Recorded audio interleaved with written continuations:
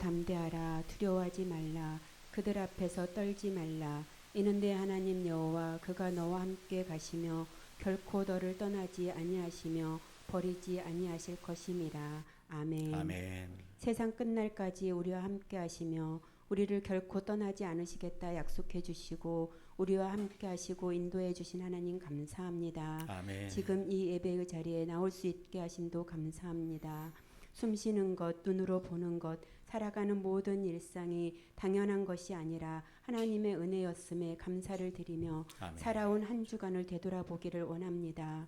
하나님의 뜻대로 말씀대로 살겠노라 다짐했지만 세상의 풍요로움에 젖어 내 뜻과 내 생각대로 하나님보다 내가 중심이 되어 살아왔음을 하나님 앞에 고백하며 회개합니다. 주님 용서하여 주시옵소서. 아멘.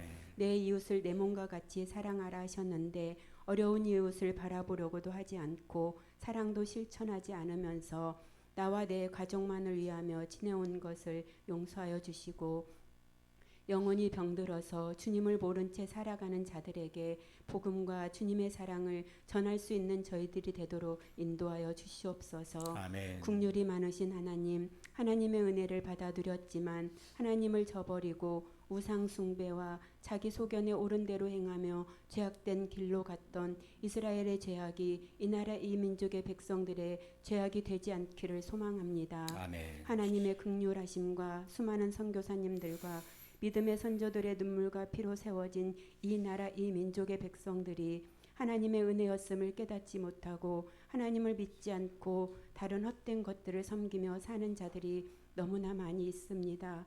주님 저들을 불쌍히 여겨주시고 뜻을 돌이켜 하나님을 예배하는 자리로 속히 돌아올 수 있도록 은혜를 허락하여 주시옵소서. 아멘. 먼저 믿은 저희들은 입술로만 주님을 증거하는 것이 아니라 각자의 삶의 자리에서 삶으로 하나님을 증거하는 저희들이 되게 하시고 세상 가운데서 바른 분별력을 가지고 하나님을 믿는 자녀로서의 영향력을 발휘하며 살 수 있도록 인도하여 주시옵소서. 아멘.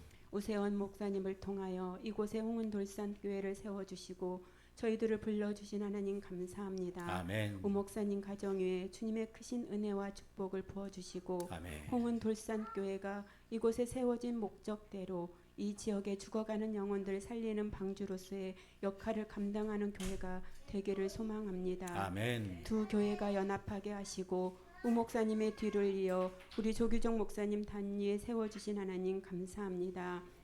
우리 조규정 목사님 늘 영역간의 강건함으로 붙들어 주시고 주님께서 맡기신 사명 잘 감당하게 하시며 성령의 충만한 가운데 준비하신 모든 말씀 전하게 하시사 초대교회 성도들처럼 기도와 전도에 힘쓰게 하시며 특히 새벽에 도우시는 하나님이란 주제를 가지고 시행하는 특별 새벽 기도에 우리 돌산교회 모든 성도들 함께 모여 기도하게 하시고 도우시는 하나님과 만나는 귀한 은혜의 시간이 되게 하여 주시옵소서. 아멘. 3월에 있을 각 가정 신방을 위해 기도합니다.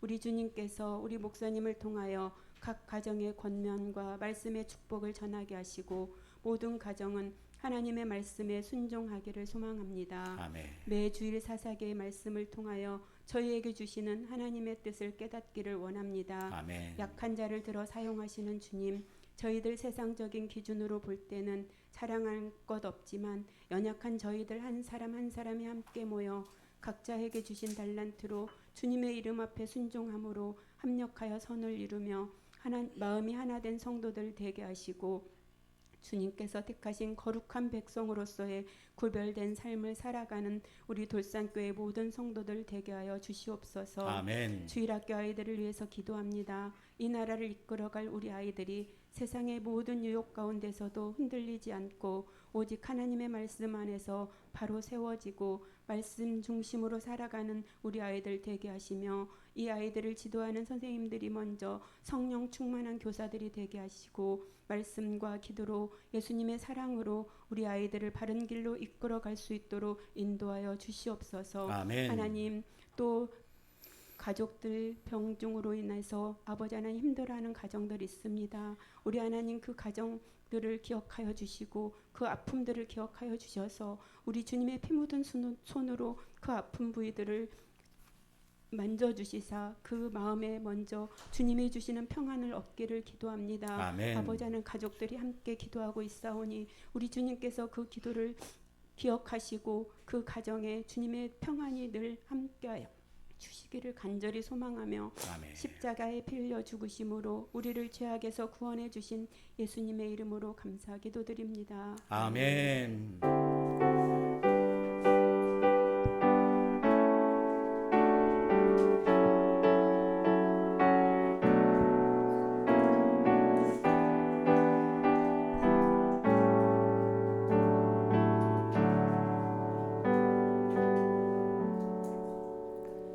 이 시간 우리 하나님 말씀을 찾아 읽도록 하겠습니다.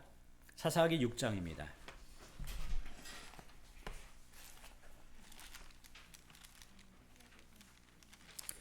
자, 사사기 6장 11절부터 24절.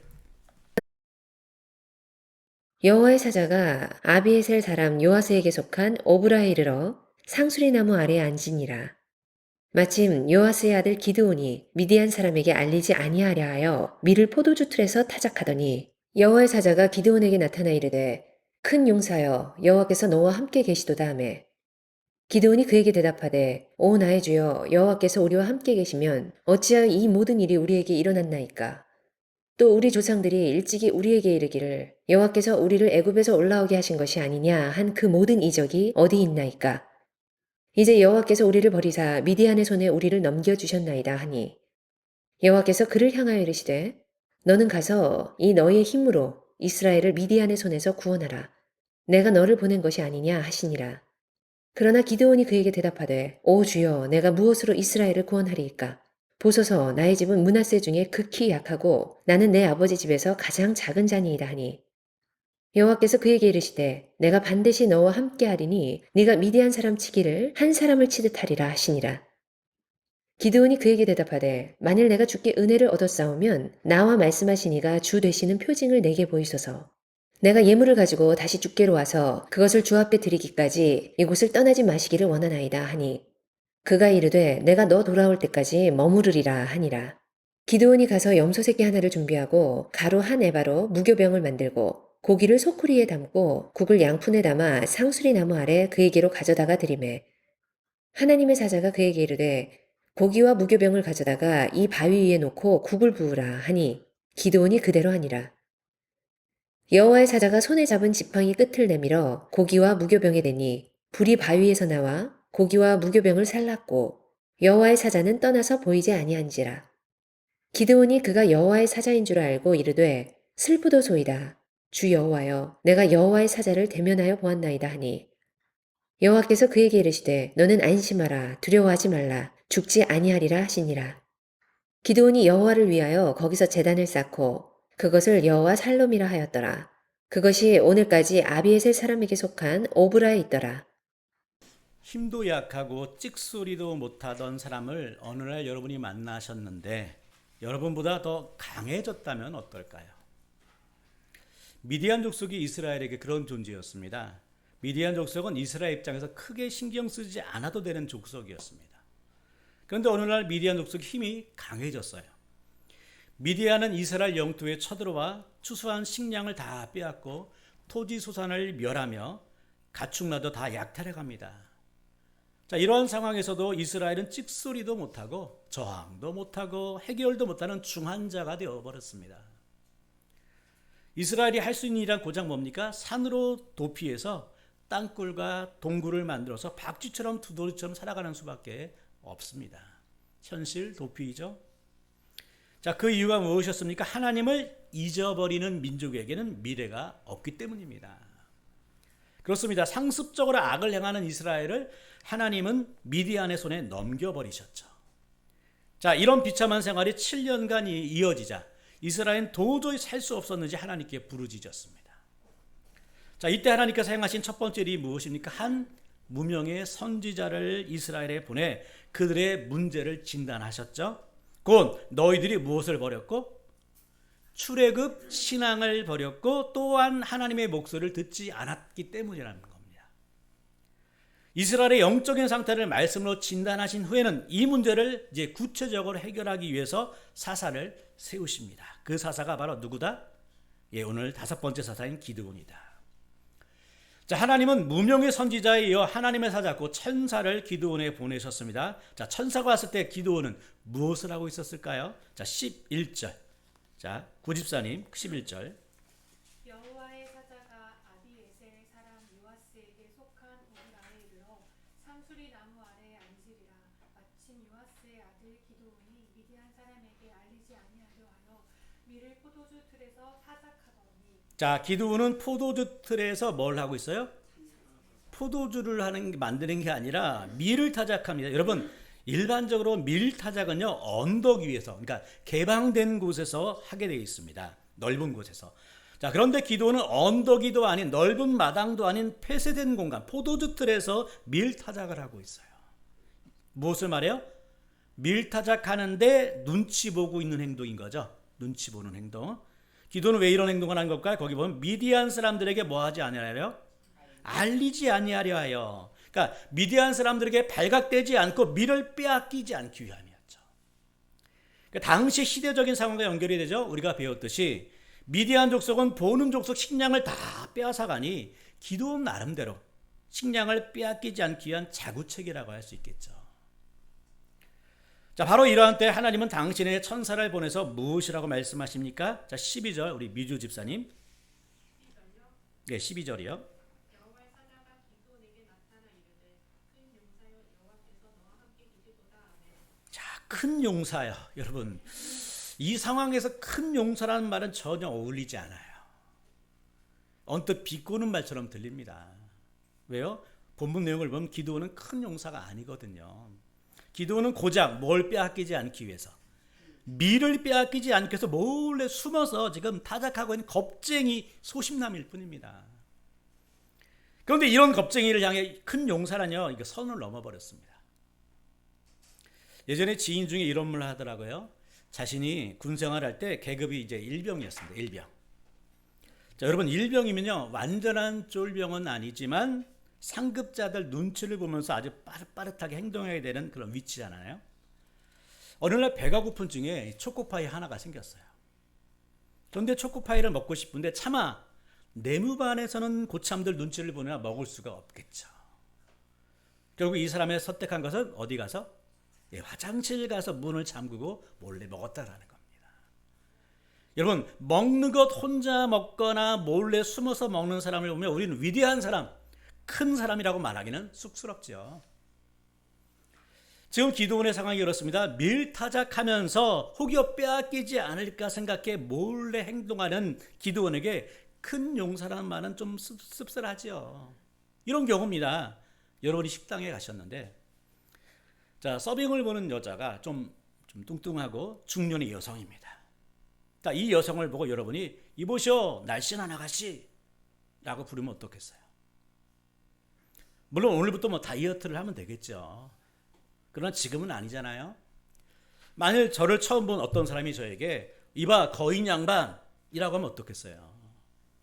기분이 좋은 게 아니라 이건 비꼬는 말처럼 들릴 수 있게 기분이 더 상할 수가 있다는 거예요. 그렇다면 기드온에게 천사가 큰 용사여라고 말한 것은 무슨 의미일까요? 하나님의 강한 의지의 표현이겠죠. 하나님은 지금의 처참한 상태에 집중하는 게 아니라 미래의 성숙한 상태를 보고 계시기 때문에 그렇습니다. 다시 말하면 기드온아, 너는 지금 외적으로 솔직히 큰 용사는 아닐 수 있지만 장차 너를 무엇을 만들겠다? 내가 너를 큰 용사로 만들겠다라는 거죠. 그러니까 하나님의 굳은 의지의 표현입니다. 하나님은 항상 누군가를 부르실 때 완전한 자를 부르시지 않습니다. 하나님이 쓰시는 사람은 불완전한 사람을, 그러니까 어딘가 부족해도 순종할 줄 아는 사람을 쓰십니다. 믿으시기 바랍니다. 그러니까 비록 상처투성이고 패배의식에 있더라도 겸손한 사람을 쓰시는 거예요. 하라고 하면 계산하지 않고 하고, 하지 말라고 하면 이유 묻지 않고 하지 않는 사람, 이런 사람을 쓰시는 겁니다. 사실 우리도 어때요? 어떤 우리 의지를 한번 품고 내가 이번 열흘간 특별 새벽 기도에는 반드시 새벽을 깨우리라, 이렇게 마음을 먹지만 안 되는 경우가 종종 일어나죠. 마치 드보라 시대의 누구처럼? 르우벤 지파처럼 큰 결심은 하지만 결심으로만 끝나는 경우가 우리가 얼마나 많습니까? 하지만 하나님은 그렇지 않습니다. 하나님의 의지는 결심으로만 끝나는 것이 아니라 미래에 이루어질 일을 자기의 뜻대로 반드시 현실화시킨다라는 거예요. 곧 하나님의 의지는 반드시 성취됨을 믿으시기 바랍니다. 분명 지금 상황을 볼 때 기도는 큰 용사는 아닙니다. 하지만 하나님께서 큰 용사를 쓰겠다고 하시는데 어느 누가 막을 수 있겠습니까? 자, 이때 기도는 낯선 존재에게 평소에 궁금했던 중요한 질문을 하죠. 자, 13절. 자, 우리 김배순 집사님 한번 읽어주세요. 아, 잘 안 보이세요? 예. 자, 그러면 우리 뒤에 있는 우리 신희연 사모님.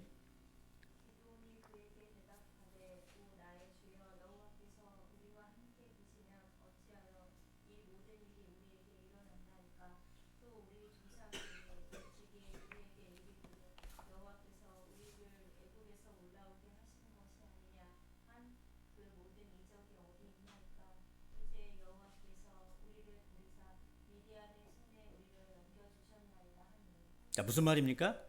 여호와 하나님께서 함께 계시면 어찌하여 지금 이런 일들이 우리 주위에 일어나고 있습니까? 아니, 우리가 왜 미디안의 먹잇감이 되고 살 수 없을 정도의 핍박을 받아야 합니까? 하나님께서 우리와 함께 하신다면 왜 이 나라가 이 모양이 이 꼴 되었느냐라는 겁니다. 이때 기드온이 언급하는 중요한 사건이 무엇이에요? 예? 출애굽 사건이죠.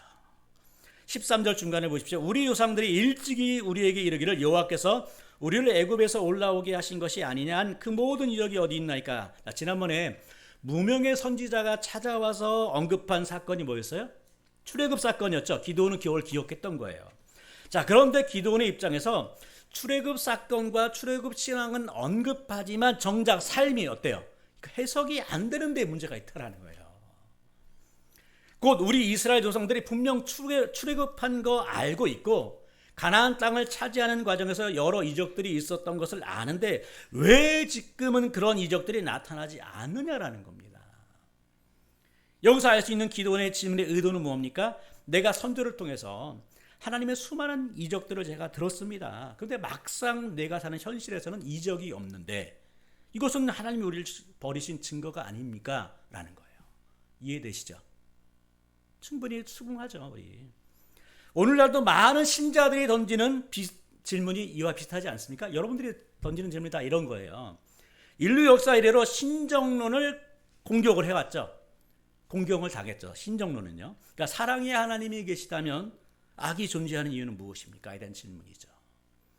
어떤 자연재해와 대형 사건과 사고가 일어날 때마다 외치는 질문은 이와 크게 다르지 않죠. 하나, 뭡니까? 세 가지. 하나, 신은 죽었거나. 둘, 신은 무능력하거나. 셋, 신은 사랑이 없다라든가. 이 세 가지예요. 오늘날도 대부분의 사람들이 인생의 난제 앞에서 맞닥뜨리는 주제들입니다.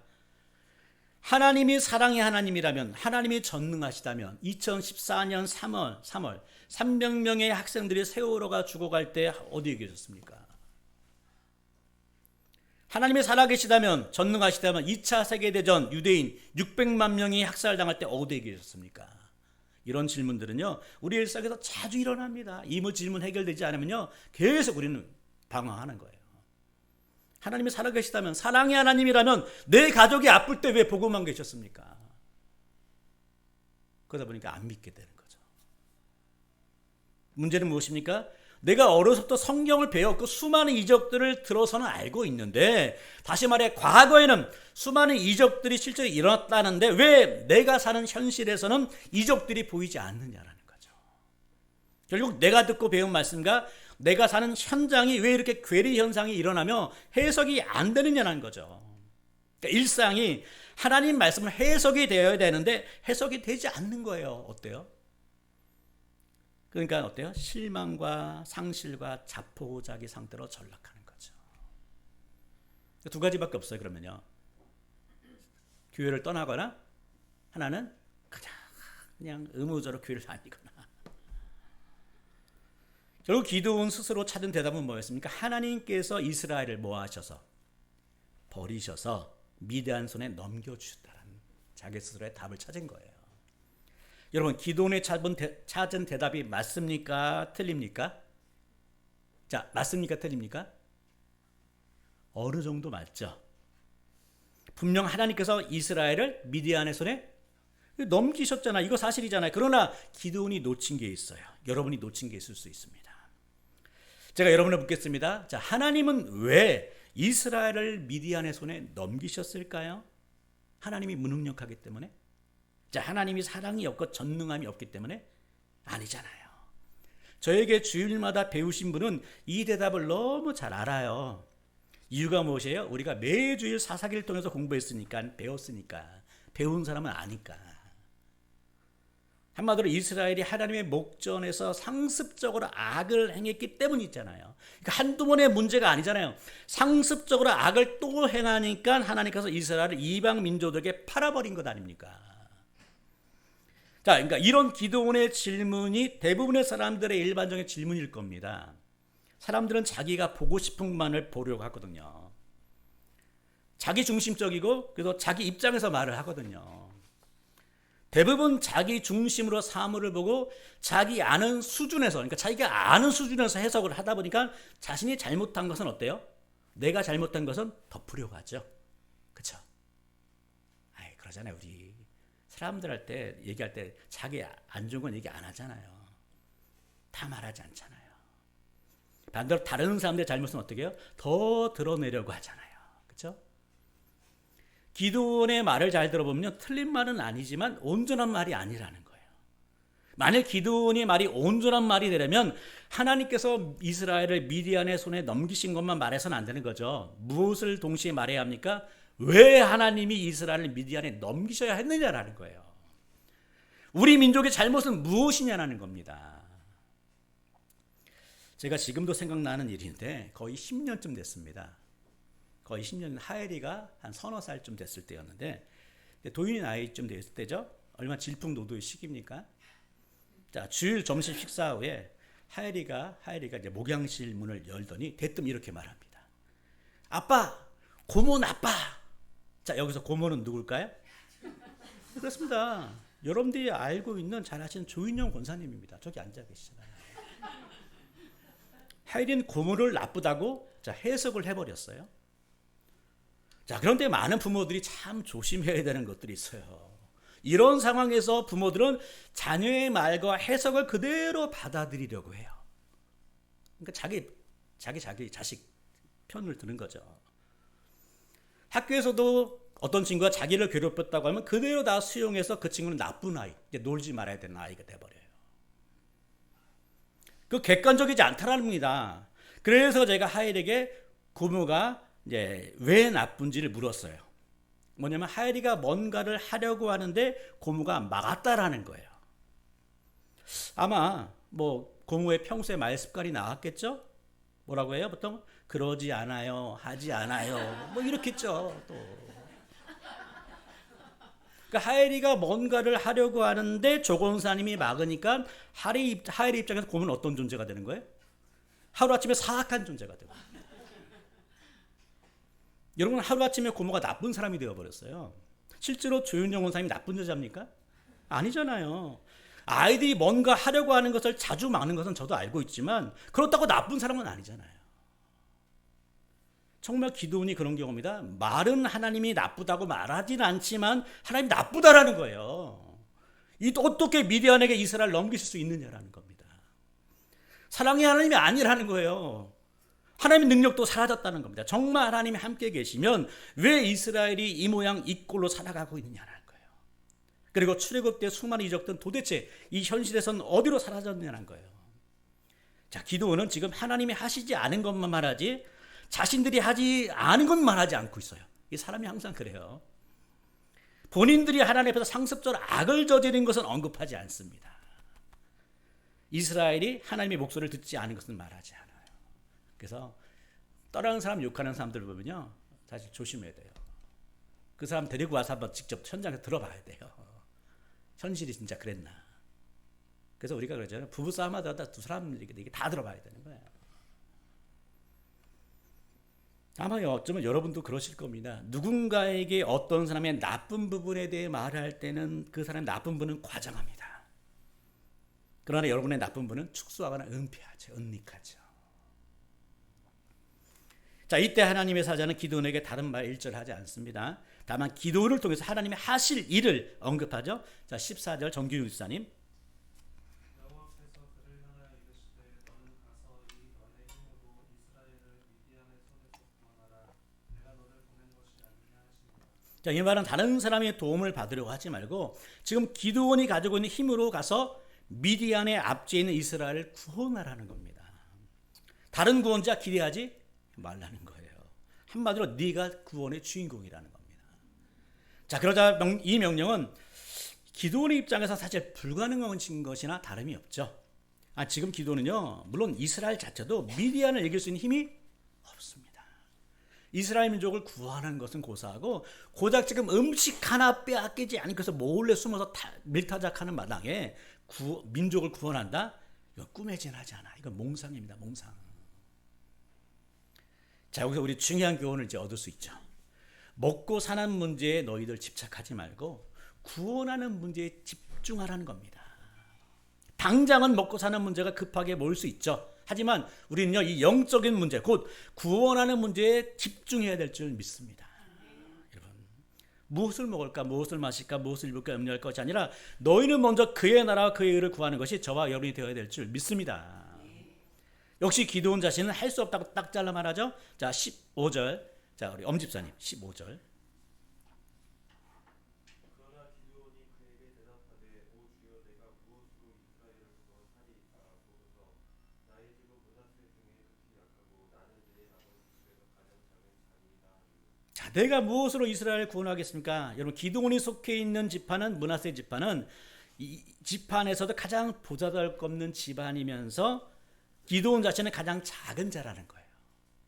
이 말이 변명일 수도 있지만 어쨌든 기드온 자신은 이스라엘 중에 가장 힘도 없고 백그라운드도 없는 보잘것없는 집안인데 어찌 내가 감히 이스라엘을 구원할 수 있느냐라는 거죠. 말도 안 되는 미션이라는 겁니다. 그러나 여기서 우리가 중요하게 여겨야 될 것은 내가 나를 어떻게 보느냐의 문제가 아니라 하나님께서 나를 지금 어떻게 보시느냐의 이 점이에요. 그러니까 즉 하나님 앞에서 이 정체성의 문제가 다시 한번 또 대두됩니다. 마침 여호와의 사자가 무엇이라고 말합니까? 우리 16절. 자, 우리 임재민 집사님. 여호와께서 그에게 이르시되 내가 반드시 너와 함께하리니 내가 미디안 사람 치기를 한 사람을 치게 하리라 하시니. 자, 중요한 거 있죠. 밑줄 그을 때 내가 반드시 너와 함께하겠다. 할렐루야. 성경에서 이 말씀처럼 사역자에게 많이 하시는 말씀이 없죠. 성경을 보면 어떤 사명자에게 하시는 대표적인 두 말씀이 항상 있어요. 뭐예요? 두려워하지 말라, 놀라지 말라. 또 하나는 내가 너와 함께하겠다. 그러니까 저는요, 내가 너와 함께하겠다는 이 말씀이 사실 저에게 가장 위로가 되는 말씀입니다. 우리의 창조주시여, 우리의 또 구원자시여, 우리의 인도자이신 하나님께서 함께하겠다는 말씀처럼 위로가 되는 말씀이 어디 있겠습니까? 하나님의 아들 여러분, 예수님이 이 땅에 태어나셨을 때 천사가 찾아와서 요셉에게 했던 첫 번째 말씀이 무엇일까요? 요셉아, 내 안에 데려오기를 무서워하지 말라, 무서워하지 말라 했어요. 그 후에 하셨던 말씀이 무엇일까요? 예수님의 본래 이름인 무엇?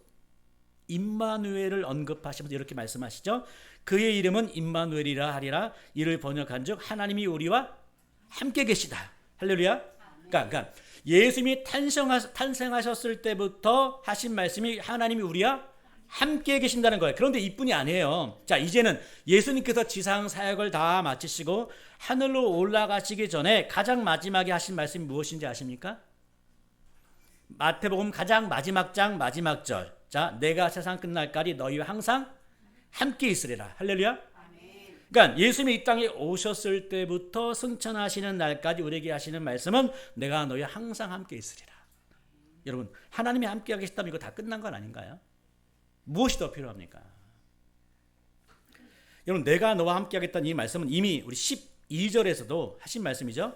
12절 보시면 큰 용사야 여호와께서 너와 함께 계시다. 그러니까 마음이 불안하게 16절에 다시 한번 강조하면서 내가 반드시 너와 함께 하겠다라는 거예요. 기도나 내가 아까 말했잖아. 내가 반드시 너와 함께 한다니까. 더 구체적인 말씀 무엇입니까? 기도나 너를 통해서 미디안 사람들을 멸망시키는데 마치 몇 사람을?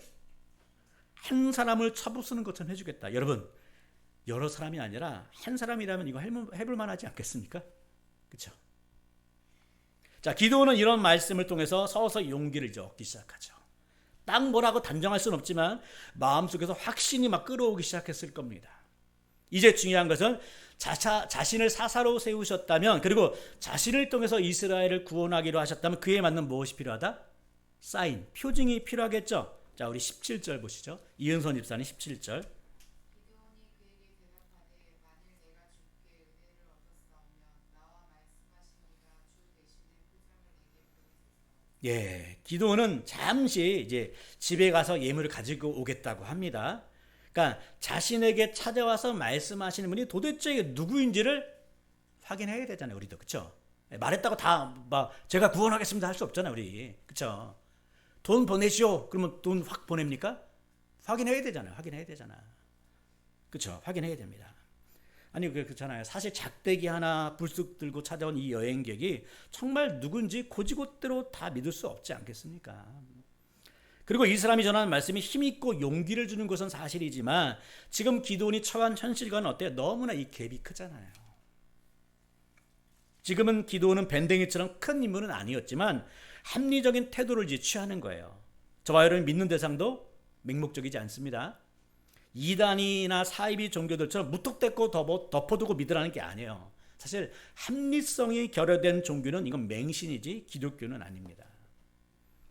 자, 드디어 기드온은 표징을 보여달라는 의미로 주의 사자에게 세 가지 예물을 가지고 오죠. 어떤 것들입니까? 19절에 있듯이 세 가지. 염소고기, 무교병, 국. 자, 새끼 염소로 만든 고기는 어디에 담고?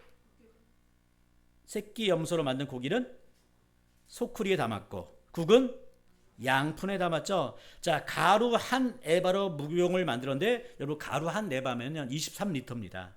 여러분 이 정도 예물이라면 식사 대접하기 위한 용도는 아니죠. 그렇죠? 한 사람이 뭐 염소 한 마리와 23리터를 먹지는 못하잖아요. 그렇다면 이 세 가지 예물은 무슨 용도입니까? 말씀에 대한 표징을 보여달라는 용도인 거죠. 더 중요한 것은 이 예물들이 천사가 시켜서 가져온 것이 아니라 기드온이 자원해서 가져온 예물이죠. 자, 이 예물들은 기드온의 신앙 고백이자 헌신의 표시로서 지금 가지고 온 거예요. 다시 말해서 기드온의 현재 형편에서는 바칠 수 있는 최선의 것이라는 겁니다. 다시 말해서 베세다 광야에서 자, 한 어린아이가 자신이 갖고 있었던 무엇? 물고기 2마리와 떡 5개 전부를 다 바쳤죠. 그것으로 주님은 5,000명이 먹고도 넘는 기적을 보여주셨죠. 마찬가지죠. 자기가 할 수 있는 최선의 것으로 지금 천사에게 지금 갖고 왔습니다. 자, 기드온이 이 예물을 가지고 오자 주의 사자가 무엇을 명합니까? 20절 보시죠. 자, 20절. 자, 우리 조인영 권사님. 하나님의 사자가 그에게 이르되 고기와 무교병을 가져가라. 이 바위 위에 놓고 불을 보라 하니 기드온이 그대로 하니라. 자, 고기와 무교병은 바위에 놓게 하고 국을 그 위에 다 쏟아 부으라고 하죠. 이때 주의 사자는 지팡이를 갖다 대자 순간적으로 어떤 놀라운 사건이 벌어져요. 또 21절 보실까요? 21절 우리 이민수 권사님. 여호와의 사자가 손에 잡은 지팡이 끝을 내밀어 고기와 무교병에 대니 불이 바위에서 나와 고기와 무교병을 살랐고 여호와의 사자는 떠나서 보이지 아니한지라. 자, 갑자기 나온 것이 있고 갑자기 사라진 것이 있었죠. 나온 것은 불이었죠. 바위 위에서 불이 나와 국을 부어 촉촉히 젖은 이 고기와 무교병을 완전히 태워버리죠. 그리고 사라진 것은 주의 사자는 온데간데 없이 사라졌죠. 자, 여러분 기드온이 가지고 온 예물을 불로 태웠다는 것은 무엇을 의미할까요? 네, 기드온의 예물과 헌신을 기쁘게 받으셨다는 표징인 거죠. 그 당시 구약 시대였던 거죠. 그러니까 기드온은 자신을 이스라엘의 구원자로 세우셨다면 표징을 보여달라고 했는데 확증하신 사건이 바로 이 사건이었습니다. 자, 이때 기드온의 반응이 어땠을까요? 자, 우리 이강덕 우리 성도님 한번 읽어주세요. 22절. 기드온이 그가 여호와의 사자인 줄 알고 이르되 슬프도소이다. 주 여호와여 내가 여호와의 사자를 대면하여 보았나이다. 자, 기드온은 지금까지 자기와 대화했던 사람이 그저 무명의 선지자인 줄 알았습니다. 근데 알고 보니까 누구예요? 여호와의 사자, 천사인 줄 비로소 깨닫게 되죠. 자, 천사임을 확신하게 되는 기도는 탄식할 수밖에 없죠. 왜요? 죄인인 인간이 천사나 하나님을 대면하면 죽게 될 것을 알았기 때문이죠. 하지만 하나님은 이번에도 위로의 말씀하시죠. 안심하라, 두려워하지 말라, 죽지 아니하리라. 새 동사죠. 안심하라, 두려워하지 말라, 죽지 않는다. 이제야 비로소 기도는 상수리 나무 아래 제단을 쌓고 무엇이라고 그럽니까? 여호와 살롬. 자, 살롬이 무슨 뜻입니까? 죽지 않고 살아있을 놈이니까 살롬입니까? 살롬이란 뭐예요? 평강이죠. 그러니까 죄 많은 인간이 주의 천사를 보자 죽지 않을지도 모른다는 두려움에 덜덜 떨고 있었던 기도원에게 하나님은 안심하라, 평강하라, 죽지 않으리라고 말씀하셨기 때문이죠. 자, 여호와 살롬을 통해서 무엇을 알 수 있습니까? 지금 이스라엘 백성들에게는 미디안으로 말미암아 뭐가 사라졌어요? 살롬이 사라졌잖아요. 평강이 사라졌잖아요. 미디안으로 말미암아 약탈을 당하고 학대를 당하자 심히 궁핍이 심하자 그들에게는 7년간의 살롬이 없었습니다. 그런데 이제 기도원을 통해서 이 살롬의 시대가 올 것을 보여주시는 거죠. 자, 하나님은 당신을 믿는 자들에게 어떤 하나님이세요? 살롬의 하나님이심을 믿으시기 바랍니다. 자, 여러분들은 어떻습니까? 여러분의 마음에 평강이 있나요? 마음에 평강이 없나요? 불안한가요, 매일? 왜 신자들에게 살롬이 사라질까요? 세상이 두렵기 때문이겠죠. 세상에서 매일 치이고 학대를 받기 때문이죠. 매일 전쟁이 벌어지는 세상에서 사방팔방 공격을 당하니 뭐 살롬이 있겠습니까? 여기서 중요한 것은요. 자, 지금까지 기드온에게는 참된 평강이 없었죠. 미디안이 두려워서 숨어서 미를 타작하고 있었습니다. 여러분, 누군가의 눈치를 보면서 하는 행동에는요, 살롬이 평강이 존재하지 않습니다. 무엇인가 걸릴지도 모른다는 그 행동에는 참된 살롬이 존재하지 않아요. 이러다가 걸리는 것 아닐까 한다면 뭐 두려움이 앞설 수밖에 없죠.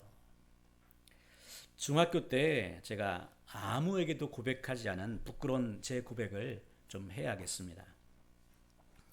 제가 살았던 동네가 서울 성북구 정릉 산동네인데 어느 날 동네 친구가 복숭아가 있는 집에 몰래 가서 복숭아 서리를 하자고 했습니다. 저녁쯤 친구와 그 집의 담을 도둑놈 마냥 넘었어요. 가슴은 콩닥콩닥, 하늘은 어두컴컴. 얼마나 두렵고 떨리는지. 나쁜 짓 하면 항상 두려워요. 이게. 뒷마당 창고 이제 담벼락에 딱 숨어서 이제 복숭아를 딸 준비를 하고 있는 참이었어요. 근데 예상하지 못한 일이 벌어졌는데 주인 아주머니가 뒷마당으로 갑자기 다가오시는 거예요. 순간 너무나 놀라서 복숭아가 보고 꽁지 빠질 정도 대문 쪽으로 저는 그냥 후다닥 도망갔습니다. 근데 그 집을 뛰쳐나오면서 누군가 제 뒤를 성큼성큼 달려오는 게 제가 느껴졌어요. 분명 대문 나올 때부터 따라왔으니까 동네 친구는 아닐 테고 왠지 그 집 주인 아저씨라는 생각이 들었어요. 왜냐하면 아줌마가 이렇게 뛰지는 못하거든요. 왜냐하면 친구가 아닌 것은 제가 분명한 것은 뭐냐, 저는 대문으로 뛰었지만 친구는 다음으로 넘어버렸거든요. 흩어지는 게 좋은 거잖아요. 도대체 누군지 궁금했지만 막 달려가면 뒤를 돌아볼 용기가 생기지가 않았습니다. 무조건 달렸습니다.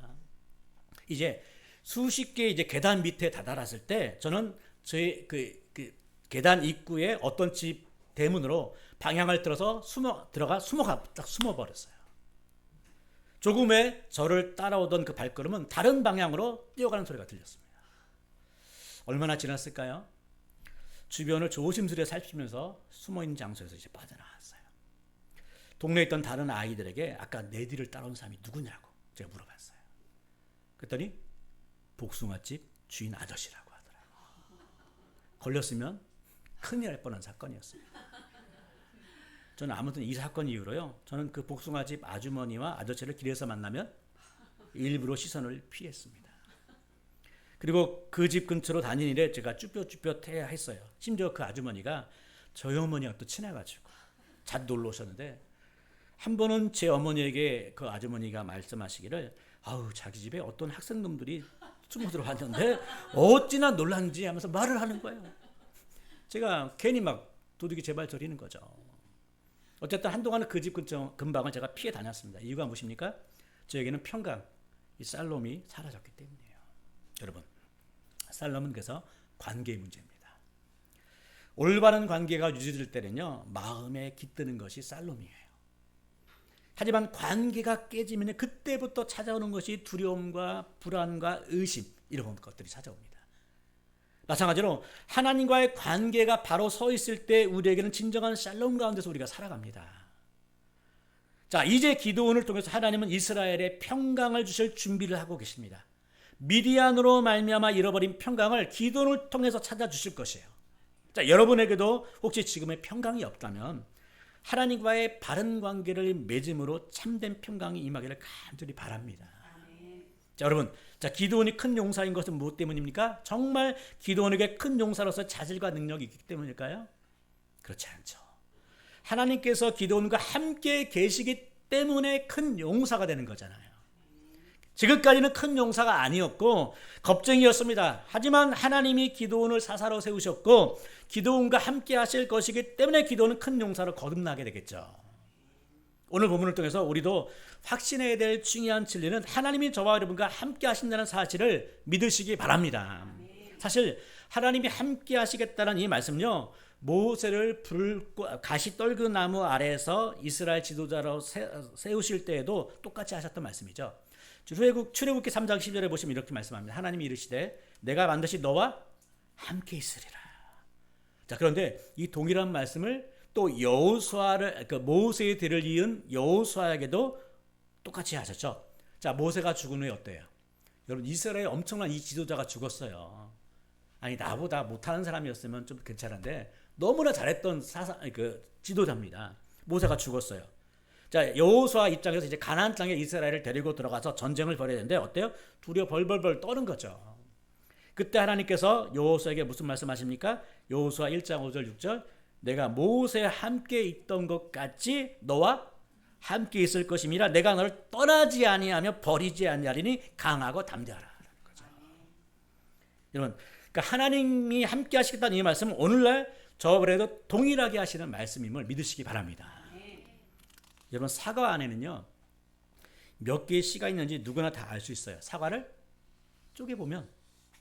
하지만 한 개의 씨가 몇 개의 사과를 맺게 될지는 사실 그 누구도 모르잖아요. 그거는 하나님만이 아시는 거예요. 우리 자신은 우리를 너무 몰라요. 하지만 나약한 우리에게 하나님이 함께 하시면 우리도 큰 용사가 될 수 있으며 구원의 역사를 이룰 수 있음을 믿으시기 바랍니다. 어느 초등학교 가을 운동회에서 있었던 일입니다. 이제 청팀과 백팀으로 나뉘어 진행된 경기는 이제 마지막 경기, 장애물 경주만을 남겨놓은 상태입니다. 한 팀에서는 대표 선수로 육상 선수가 선발되었고 또 다른 팀에서는 키가 작은 아이가 선발되었습니다. 벌써 승부는 끝났다고 많은 사람들은 생각했습니다. 땅 하는 신호음과 함께 육상 선수 이 아이는 당연히 먼저 막 뛰어갔습니다. 사다리를 통과하고 뜀틀을 뛰어넘고 가마니를 뒤집어 쓰고 그리고 저 앞에 놓인 마지막 쟁반위의 밀가루에 얼굴을 파묻고는 접혀진 종이를 입술로 이렇게 물었습니다. 접힌 종이를 펼치는 순간 이 아이의 얼굴이 굳어졌습니다. 종이에는 할머니라고 쓰여 있었습니다. 이제 할머니와 함께 남은 거리를 뛰어야 합니다. 자, 반면에 키가 작은 아이는 늦게 도착했고 종이를 펼치는 순간 얼굴이 환해지는 걸 느꼈습니다. 종이에는 체육 선생님 글자가 뚜렷하게 쓰여 있었기 때문입니다. 키 작은 아이는 선생님의 손을 잡고 함께 뛰었습니다. 자, 그런데 키 작은 아이의 걸음이 좀 늦다고 생각하자 체육 선생님이 이렇게 말합니다. 예, 너 안 되겠다. 내 등에 업혀라. 하시고 키 작은 아이를 아예 업고 뛰기 시작했습니다. 이렇게 해서 키 작은 아이는 역전을 했고 결국엔 1등으로 들어오게 되죠. 여러분, 사랑하는 성도 여러분, 우리가 살아가는 믿음의 경주도 이와 비슷하지 않을까요? 많은 장애물들이 있어요. 분명 우리를 넘어뜨리는 분명 많은 고난들이 있습니다. 또한 믿음의 경주를 하다 보면요 어때요? 이해할 수 없는 여러 사고 소식이 들려와요. 왜 이런 일이 벌어질까? 심지어는 여러분에게는 실제로 제대로 뛸 수 있는 능력조차 없을지도 몰라요. 하지만 주님과 함께 뛰는 경주라면 이야기는 이건 내용은 달라지겠죠. 주님께서 저와 여러분의 손을 잡고 함께 뛰시다가 우리가 신통치 않으면 분명 우리에게 이렇게 말씀하실 겁니다. 기훈아, 너 기운이 없구나. 안 되겠다. 내 등이 엎혀라. 그때 여러분이 해야 될 일은 무엇일까요? 주님만을 믿고 여러분의 몸을 주님께 맡기기만 하면 아무런 문제가 없습니다. 즉 주님과 함께라면 어디를 가든 고난이 와도 걱정할 건 전혀 없다라는 거예요. 올해는 그래서 더욱더 주님과 함께 하시는 은혜가 있기를 간절히 바랍니다. 그래요 여러분은 큰 용사로서 또 가정과 교회와 지역사에 여러분을 통해 구원의 역사가 이루어지고 주님의 이름 이루어지고 여러분의 가정에 평강이 임하기를 주님의 이름으로 축원합니다. 같이 시간 찬양 같이 하고 기도하겠습니다. 두려워 말라 너와 함께함이니.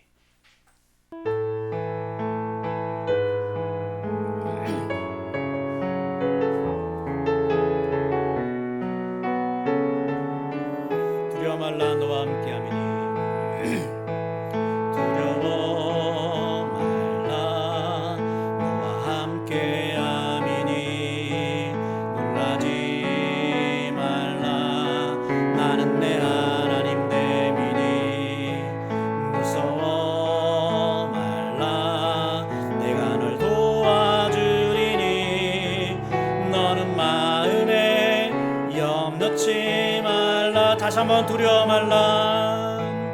두려워 말라 너와 함께함이니. 놀라지 말라 나는 내 하나님 됨이니. 무서워 말라 내가 널 도와주리니. 너는 마음에 염려치 말라. 내가 너를 굳세게 하리라. 내 손으로 너를 꼭 붙잡아 주리라. 내가 너를 의롭게 함이니. 너는 마음에 염려치 말라. 다시 한번 두려워 말라. 두려워 말라 너와 함께함이니. 놀라지 말라 나는 내 하나님 됨이니. 무서워 말라 내가 널 도와주리니. 너는 마음에 염려치 말라. 내가 너를 굳세게 하리라. 내가 너를 굳세게 하리라. 내 손으로 너를 꼭 붙잡아 주리라. 내가 너를 의롭게 함이니. 너는 마음에 염려치 나는 너의 하나님이라. 하늘을 지은 창조주라. 땅의 솟산을 베푸는 자. 나는 여호와니라. 나의 의로 부름 받은 자. 나의 찬송을 부르는 자. 너는 두려워 말라. 내가 너를 굳세게 하리라. 내 손으로 너를 꼭 붙잡아 주리라. 내가 너를 의롭게 함이니. 너는 마음에 염려치 말라. 이 시간 오늘 말씀을 기억하시면서 기도하겠습니다. 기도는 분명 큰 용사는 아닙니다. 우리의 눈으로 볼 때. 그러나 하나님은 미래 될 일을 보시면서 하나님의 의지로 너를 큰 용사로 만드시겠다고 합니다. 그런 의미로 내가 너와 함께 하겠다고 말씀하십니다. 혹시 여러분도 두려우십니까? 살아가는 것이 힘드십니까? 내가 너와 함께 하겠다는 이 말씀을 믿으시고 하나님이 나와 함께 하시는 걸 내가 정말 믿기를 원합니다. 흔들리지 않기를 원합니다. 나 잃어버린 평강 주님 샬롬을 찾게 해달라고 이 시간 주여 한번 좀 통성으로 자유롭게 기도하겠습니다. 주여 할렐루야. 하나님 감사합니다. 오늘 이 말씀이 우리의 삶에 힘이 되길 원합니다. 은혜가 되길 원합니다. 능력이 되길 원합니다. 우리가 살다 보면 여러 가지 사건 사고 소식 속에서 우리는 신정론의 문제를 하나님 앞에 던집니다. 왜 사랑의 하나님께서, 왜 전지전능한 하나님께서 우리에게 이런 어려움을 당하게 합니까? 하나님, 이럴 때 우리가 돌아봐야 될 것이 있습니다.